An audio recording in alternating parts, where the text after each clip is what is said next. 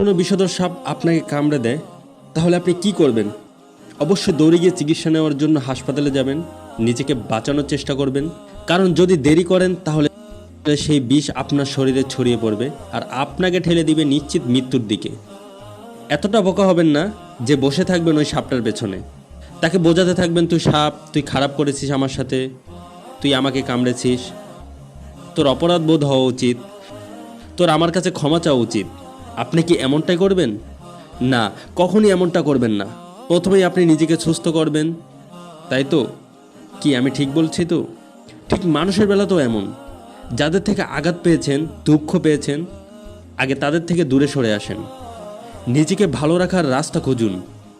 যেখানে আঘাত পাচ্ছেন সেখানে বসে তাকে বোঝাতে যেন না সে কতটা অপরাধ করেছে।